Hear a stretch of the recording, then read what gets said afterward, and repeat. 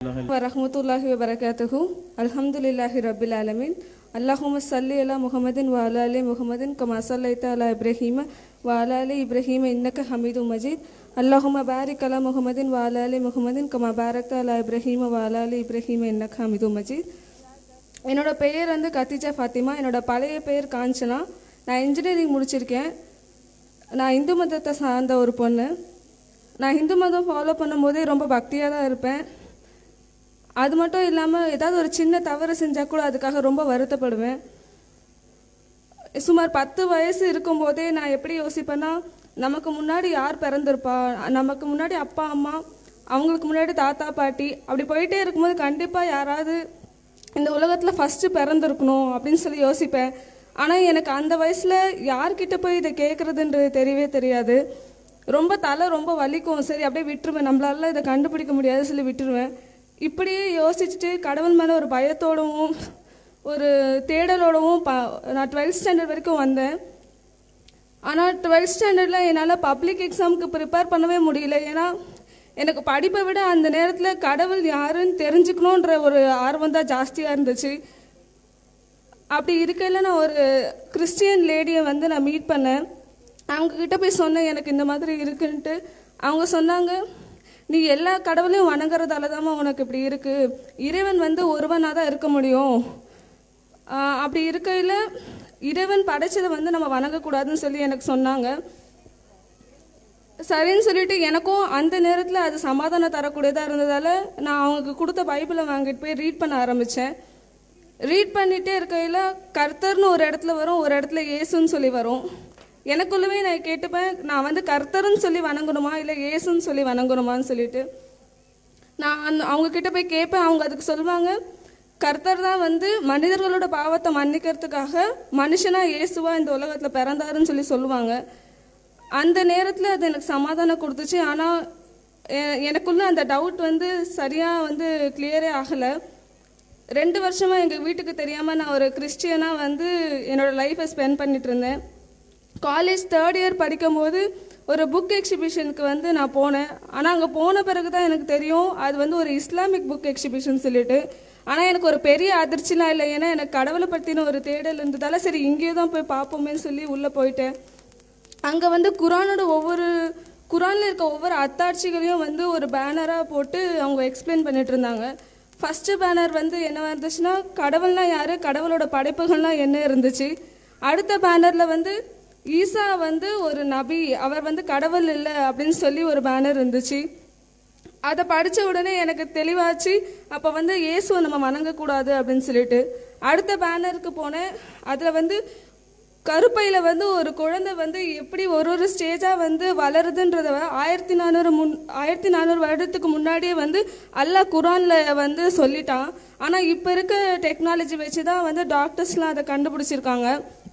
இப்படி பார்க்கும்போது இது ஒரு மனுஷனால் எழுதப்பட்ட ஒரு வேதம் சொல்லி இதை சொல்லவே முடியாது. அதுக்கு இது ஒரு அற்புதமான அத்தாட்சியாக இருந்துச்சு. அதுக்கடுத்து பெண்கள் ஒரு விலை மதிக்க முடியாத ஒரு பொக்கிஷம். அதனால தான் அல்லாஹ் அவங்கள ஹிஜாப் பண்ண சொல்லியிருக்கான் அப்படின்றத தெரிஞ்சுது. அதுக்கு பிறகு எனக்கு ஒரு தப்பான அபிப்பிராயம் இருந்துச்சு, முஸ்லீம்னாலே நிறைய திருமணம் செய்துப்பாங்க அப்படின்னு சொல்லிட்டு. ஆனால் நபியோட திருமண வரலாறு அதை படிக்கும்போது 40 வயது உள்ள கத்திஜா ரலியல்லாஹு அன்ஹா 25 வயதிலே அவங்க திருமணம் செய்திருக்காங்க. இதிலிருந்தே தெரிஞ்சுக்கலாம் ஒரு ஆசையால் அவங்க திருமணம் செய்துக்கலன்னு சொல்லிட்டு. அதுக்கு பிறகு அவங்க திருமணம் செய்த அனைத்து மனைவிமார்களில் ஒருத்தவங்க தான் கன்னி பெண்ணாக இருந்தாங்க. அப்போ இஸ்லாமில் ஒரு திருமணம்ன்றது ஒரு பெண்ணை பாதுகாக்கிறதுக்காக தான் பண்ணிக்கிறாங்க அப்படின்னு சொல்லிட்டு எனக்கு தெளிவாச்சு. அல்லாஹ் எப்பேற்பட்ட பாவத்தை கடல் நுரையளவு பாவம் செய்தாலும் தன்னிடம் பாவ மன்னிப்பு கேட்டால் மன்னிக்கக்கூடியவனாக இருக்கான்றது எனக்கு தெரிஞ்சுது. இதுக்கு மேலே என்ன கடவுளை பற்றி தெரிஞ்சுக்கணும் அப்படின்னு சொல்லிட்டு அந்த நிமிஷமே நான் வணக்கத்துக்கு நல்லா ஒருவனை தவிர வேறு யாரும் இல்லை, முகமது நபி ஸல்லல்லாஹு அலைஹி வஸல்லம் இறுதி தூதராக இருக்கிறான்னு சொல்லிட்டு நான் கலிமா சொல்லிட்டேன். அதுக்கு பிறகு நான் வீட்டுக்கு அன்னைக்கு நைட்டு தான் நான் தூங்குற. அந்த வயசு வரைக்கும் நான் தூங்குனதுலே நிம்மதியான தூக்கமாக இருந்துச்சு. வீட்டுக்கு தெரியாமலே நான் ஒவ்வொரு இடமா போயிட்டு என்னோட மார்க்க கல்வியை கற்றுக்கிறதுக்காக காலேஜ் எப்போல்லாம் லீவ் கிடைக்குதோ அப்போல்லாம் ஒவ்வொரு இடமா போவேன். அந்த இடத்துக்கு போகும்போதெல்லாம் நடந்து நடந்து என்னோடய காலெலாம் ரொம்ப வலிக்கும். இருந்தாலும் வந்து எனக்கு அந்த நேரத்தில் என்ன தோணுன்னா, அல்லாவின் பாதையில் எவன் ஒருவன் நடந்து செல்றானோ அவனோட ஒவ்வொரு அடிக்கும் அல்லாஹ் வந்து ரிவார்ட்ஸ் வச்சுருக்கான்றதை மனசில் வச்சுக்கும் போது எவ்வளோ தூரம் நடந்தாலும் பரவாயில்லன்ற ஒரு இதுவோடு நான் போவேன். ஆனால் ஒரு கட்டத்துக்கு மேலே என்னால் வந்து தொழுறதோ நோன்பு வைக்கிறதோ ரொம்ப கஷ்டமாக இருந்துச்சு. அப்படியும் வீட்டுக்கு தெரியாமலே படுத்துக்கிட்டு உட்காந்துக்கிட்டு புக்ஸ் படிக்கிற மாதிரி சிஸ்டம் நோண்டுற மாதிரிலாம் வந்து நான் தொழுவேன். நோன்பு வைக்கிறதுக்குலாம் சாப்பாடு எதுவுமே இருக்காது.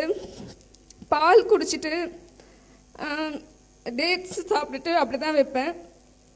ஈவினிங் காலேஜ் பஸ்ஸில் வரும்போது நோன்பு திறந்துட்டு வந்துடுவேன். ஒரு கட்டத்தில் வந்து என்னால் வீட்டில் இருந்து ஃபாலோ பண்ண முடியாத சூழ்நிலையில் விட்டு வரணும்னு சொல்லி முடிவு பண்ணேன்.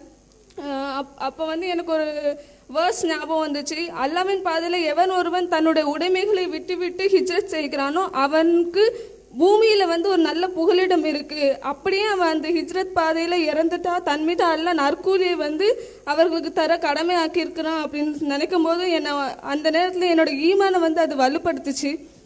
சரின்னு சொல்லிட்டு நான் வீட்டை விட்டு வெளியே வந்து அங்கே சென்னையில் இருக்க தமிழ்நாடு முஸ்லீம் முன்னேற்ற கழகத்தை போயிட்டு அங்கே சொன்னேன். அவங்க உடனே என்னோடய பேரண்ட்ஸ்க்கு இன்ஃபார்ம் பண்ணி அவங்கள வர வச்சாங்க. என்னோடய பேரண்ட்ஸ் என்கிட்ட ரொம்ப கெஞ்சி பார்த்தாங்க, காலெல்லாம் விழுந்தாங்க, ரொம்ப அழுதாங்க. ஆனால் நான் படிச்சுட்டு தான் வருவேன்னு சொல்லி ரொம்ப ஸ்ட்ராங்காக நின்னேன். தினமும் ஒவ்வொரு நாளும் வந்து என்கிட்ட ரொம்ப அன்பாக கேட்பாங்க, இல்லை ரொம்ப திட்டி கேட்பாங்க. ஒரு கட்டத்தில் வந்து உனக்கு மென்டலி ப்ராப்ளம் இருக்குது, நீ அதனால தான் இப்படிலாம் பண்ணுற, நீ வந்து சைக்காட்ரிஸ்ட் கிட்ட வந்தே ஆகணும்னு சொல்லி என்னை கம்பல் பண்ணாங்க.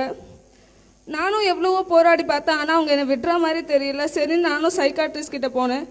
அந்த டாக்டர் என்கிட்ட பேசாமல் என் ஃபேமிலி மெம்பர்ஸ் கிட்ட வந்து பேசிகிட்டு இருந்தாங்க. அவங்க சொல்கிறதெல்லாம் கேட்டுட்டு அவர் என்கிட்ட சொன்னார், ஒரு விஷயம் வந்து அதிகமாக இருந்தாலும் பிரச்சனை, கம்மியாக இருந்தாலும் பிரச்சனை, உனக்கு வந்து கடவுள் நம்பிக்கை அதிகமாக இருக்குது, அதனால நீ 1 வீக் ட்ரீட்மெண்ட் எடுத்தே ஆகணும் அப்படின்னு சொல்லி என்கிட்ட சொல்லிட்டாரு. அந்த நிலைமையில் என்னோடய ஃபேமிலியே வந்து என்னை இப்படி அசிங்கப்படுத்துகிறாங்க எல்லாரும் முன்னாடியும் நினைக்கும் போது எனக்கு ரொம்ப வருத்தமாக இருந்துச்சு. அது மட்டும் இல்லாமல் அல்லாஹ் ஒருவன் சொல்லி நான் வணங்குறதுக்காக என்னை வந்து பைத்தியக்கார பட்டை கட்டுறதுக்கு கூட வந்து யாரும் தயங்க மாட்டாங்கன்றதையும் அந்த நேரத்தில் நினைக்கவும் ரொம்ப கஷ்டமாக இருந்துச்சு.